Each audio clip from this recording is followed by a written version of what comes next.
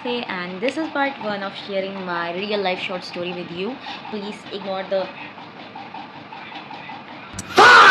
तो हमारी जो यूनिफॉर्म थी वो एक सूट एंड सलवार था, ठीक है। तो क्या हुआ ना कि एक बार ऐसा हुआ, मैं स्कूल में अपने घर से जल्दी जल्दी तैयार होके गई। मुझे समझ नहीं आ रहा मैं अपने हाथों को इतना ये क्यों कर रही हूँ। सो अगेन स्कूल में हम गए थे, एंड गए थे क्या, जाना ही है, वो तो सबको ही जाना है। मतलब क्या स्टोरी है, ये क्या है, इट्स जस्ट सो हम स्कूल जाते थे एंड मेरी यूनिफॉर्म थी suit and salwar, because it was a government school. तो आप तो समझ ही सकते हो ना। एक बार मैं लाइक बहुत जल्दी जल्दी तैयार होकर अंदर में घर से निकली, एंड मैं काफ़ी ज़्यादा ऐसे एटीट्यूड फुल एटीट्यूड, बचपन से मैंने एटीट्यूड कूट कूट के भरा है। तो सो मैं ऐसे गई थी, मेरे बाल आज अच्छे क्यों नहीं हो रहे, कोई भी करेगा बिना नहाए बैठ गई है। तो ऐसा था ना कि मैं बहुत ज़्यादा एटीट्यूड में रोड पे चल रही थी, ठीक है। फिर मैं ऑटो में बैठी, फिर मैं अपने स्कूल पहुंची। देन मैं प्रेयर की लाइन में लगी हूँ।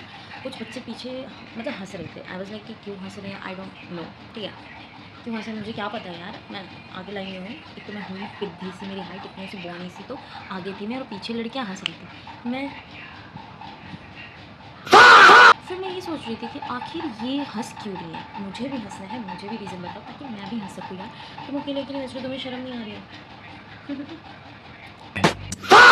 मेरे मन में बहुत ज़्यादा ना ऐसे क्वेश्चन आ रहे थे कि क्यों हंस रही है।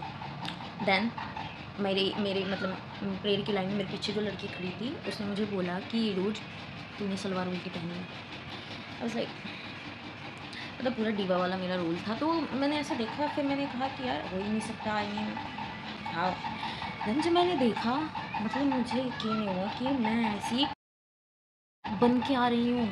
मतलब इमेजिन, मैं अपने घर से इतनी दूर स्कूल उल्टे पजामे में, इट वॉज जस्ट तो फिर क्या हुआ ना कि मैंने सोचा कि इट्स ओके, हम मैनेज कर लेंगे।